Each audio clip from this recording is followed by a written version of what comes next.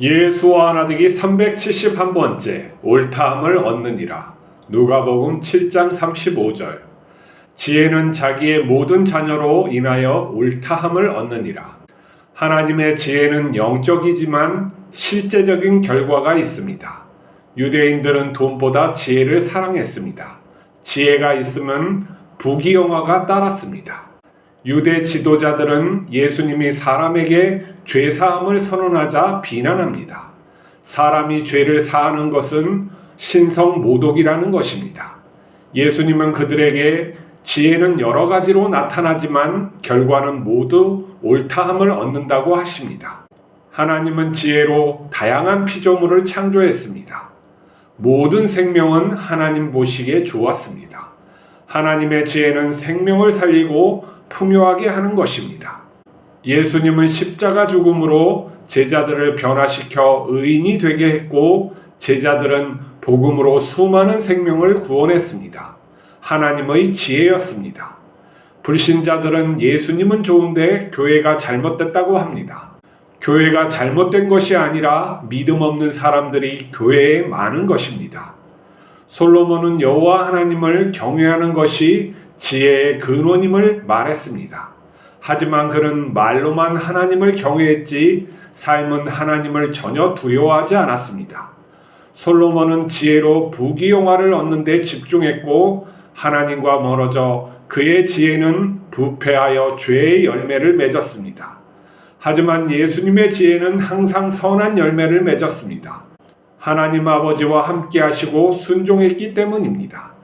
우리 안에 지혜의 근원인 예수님이 있습니다. 우리가 예수님을 따르면 하나님 아버지께서는 자기 지혜를 나타내십니다. 우리를 통해 세상에 참된 지혜를 베푸십니다. 우리는 생명을 살리며 풍요하게 살게 됩니다. 우리에게 예수님의 인격의 열매가 풍성히 열립니다. 지식과 지혜는 좀 다릅니다. 지식은 어떠한 기존에 있던 이치를 갖다가 배우는 거다, 이거다 하면은 지혜라는 것은 그러한 것들을 갖다가 이용해서 결과를 만들어내는 거죠. 그래서 지식을 배워서 사용하기 위해서는 우리가 지혜란 무엇인가에 대해서도 배워야 되는 것이죠. 근데 지혜는 이게 심오해서 이 땅의 모든 것들이 지혜로 창조됐다 하라고 이렇게 성경에는 쓰여 있어요. 그러니까 우주의 만물이 그냥 돌아가는 것이 아니라 이치에 맞게 돌아가는 것이죠. 그걸 갖다가 질서와 조화, 그 모든 것이 지혜롭게 창조됐다라는 거예요. 그래서 미세 조정 우주를 갖다 보면은 아주 희박하고 극도의 어떠한 어려운 그런 구조가 이 우주에 결합되어 있는 거예요. 그러니까 아주 말도 안 되는 확률로 조합이 되어서 이 우주가 돌아가고 있어요. 그러니까 사람들이 그것을 발견하고 이거 둘 중에 하나다. 누가 지적 존재가 만들었던가 아니면 무한히 많은 우주가 있다면 이 중에 하나 정도는 있지 않을까 하는 생각을 하는 것이죠. 우리가 자연 방법론으로는 우리가 초월적 존재를 갖다가 가정하면 안 되니까 그것을 배제해서 탐구하다 보니까 그러면은 우연이 될 수는 없으니까 수많은 우주가 있으면은 가능하다 이렇게 생각하는 거예요. 자, 지혜라는 것은 근데 우리가 유대인들이 굉장히 좋아하죠. 지혜를 여성으로 비유해 가지고 얘기합니다. 지혜가 외친다 들으라 이렇게 외쳐요. 그 지혜라는 것은 무엇인가를 결과를 내는데 내 이로움을 위해서 결과를 내는 것도 맞긴 한데 그 이로움이라는 것은 성경에 보면 우리 전체를 위해서 지혜를 사용하는 것을 말하는 거예요. 어떤 사람을 이기기 위해서 내가 머리를 쓰는 것은 하나님의 지혜라고 하지 않아요.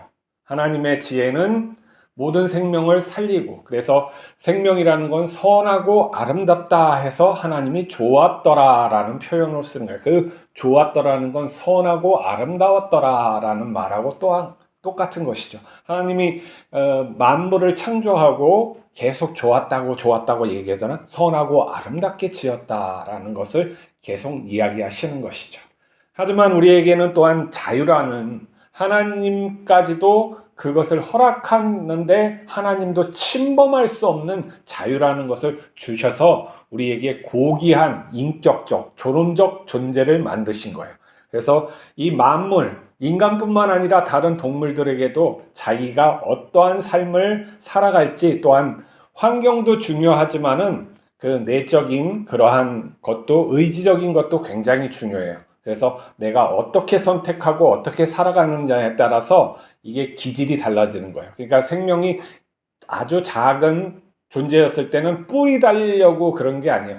어느 사슴은 뿔이 달리고 빨리 뛰어가는 것을 선택했다면 사자는 이빨을 날카롭게 해가지고 해야 되겠다고 생각해, 그렇게 발현되는 거고, 물론 이제 우리는 의지적인 면을 갖다 강조하지만 자연과학에서는 우연 아니면은 어떤 자연 그 환경이 만들었다, 돌연변이가 만들었다, 이렇게 해석을 하는 것이죠.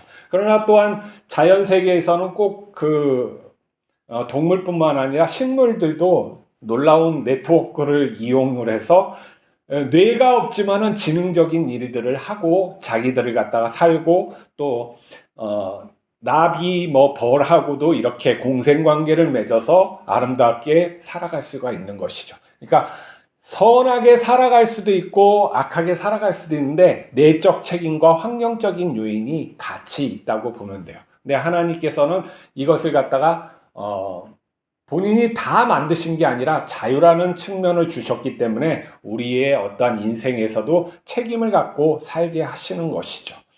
근데 우리가 이 지혜를 갖다 내 중심적으로 사용하면은 큰일이 날 수밖에 없어요. 그러니까 솔로몬이 맨 처음에는 성경의 표현대로는 참 겸손해서 하나님께 이 백성을 잘 다스릴 수 있도록 지혜를 주십시오 해가지고 구했는데, 그 지혜로 말미암아 부귀영화까지 다 누렸는데 점점 이 지혜가 나로부터 나오는 것이다, 나 중심적으로 이 지혜를 사용하다 보니까 힘을 늘리기 위해서 다른 사람들을 억압하는 거죠. 내 형제, 이 백성이라는 것은 높낮이가 하나님 앞에서는 없거든요. 처음부터 이 왕을 만들지 말라고 경고하셨고 했는데 인간이 바락바락 구어서 하나님보다는 인간의 체계가 더 좋습니다 해서 우리 사무엘서에 보면은 하나님께서 너희들이 나를 버렸다 하면서 왕을 세우는데 사울을 세우잖아요. 맨 처음에 아주 훌륭한 왕이었죠. 근데 그도 타락하고, 아주 또 이제 믿음이 좋은 다윗을 또 세우겠는데 다윗도 굉장히 많은 그 실수와 그 범죄를 많이 저질렀죠.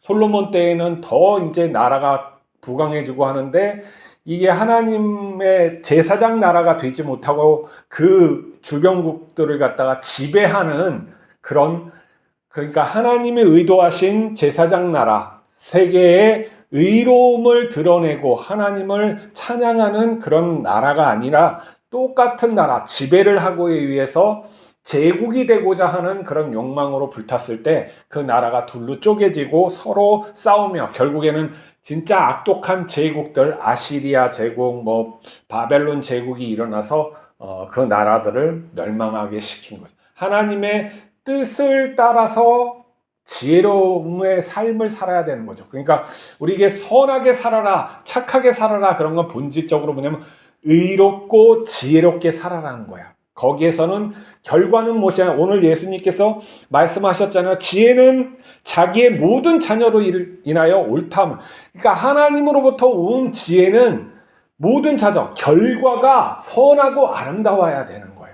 우리의 삶 속에서 이 선하고 아름다운 결과가 일어나야지 하나님과의 소통하는 그 관계 속에서 지혜가 발현되는 거고, 그렇지 못하고 내 욕심 속에서 내 이익을 추구하기만 하면은 그렇게 잘못되는 것이죠. 우리가 경제 생활을 합니다. 경제 생활을 하는데 이런 사람들도 이렇게 생각하는 사람들, 내가 가져야 저 사람을 갖다가 내가 이기기 위해서 저 사람이 망해야 된다, 어떠한 게임 이론의 그 관점에서 경제를 바라보고 그렇게 해야 돼. 내가 수익을 얻어야지 저 사람이 얻기 위해서는 저 사람이 덜 가져야 한다, 옆에 있는 사람하고 계속 경쟁하는 그런 생각만 가지고 있는데 그렇게 하면은 주식 투자도 안 돼요. 주식 투자를 할 때도 건전한 기업, 올바른 기업, 오너가 정직하고 전문적이고 의로운 길을 가고 미래지향적인 비전을 가지고 성실하게 그 사람들과 다 화합해서 가느냐, 그걸 갖다 면밀히 따져서, 그리고 막 이렇게 올라갔을 때 막 사는 것이 아니라, 이제 사람들이 아이고 망했네 하고 떨어질 때, 요때 내가 저축해 놓은 걸로 사둬야지, 그런 회사를 갖다 잘 기억했다가 사서 장기간 한 5년 10년 이렇게 내다보고 수익을 해야 되는 것이지, 지금 내가 그런 아무 생각도 없이 나도 돈 벌어야지 딱 하고, 저 사람이 덜 가지면 내가 많이 가질 줄 알고, 그렇지 않아요. 모두 다 수익을 낼 수 있는 그 기업 가치가 다 올라가고 좋은 기업이면은 전체 부는 올라가기 때문에 그런 부가 이렇게 편마하게 나눠질 수도 있는 거예요. 우리가 어떠한 관점으로 투자를 하건 지혜가 하나님으로부터 오는 것인가를 갖다 잘 살펴야 되는 거예요.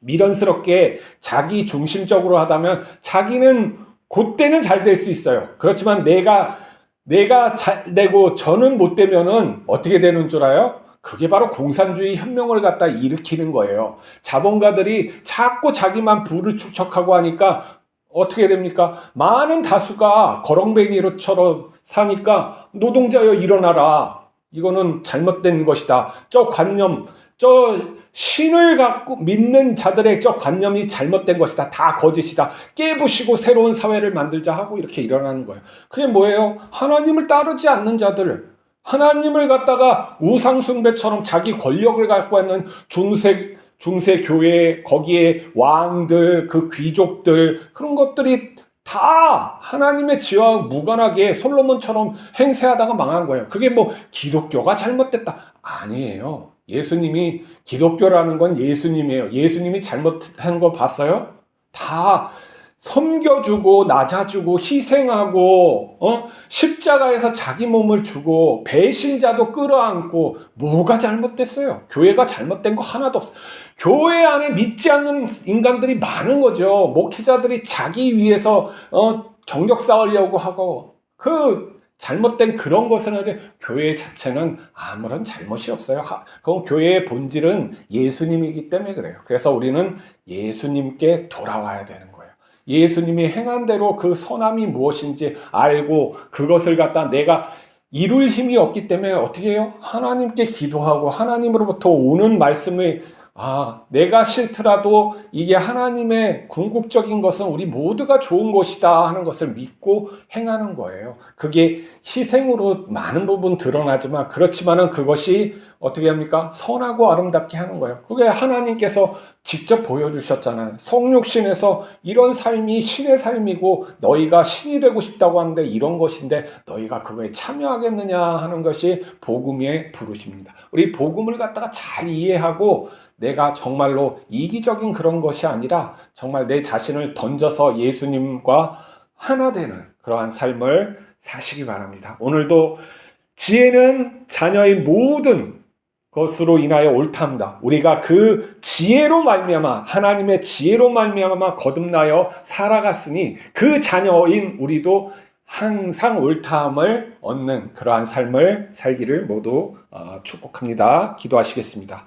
거룩하신 하나님 아버지, 우리를 갖다 예수님을 통해서 하나님의 지혜로 말미암아 거듭나게 하고 새로운 생명을 주셔서 살게 하셨습니다.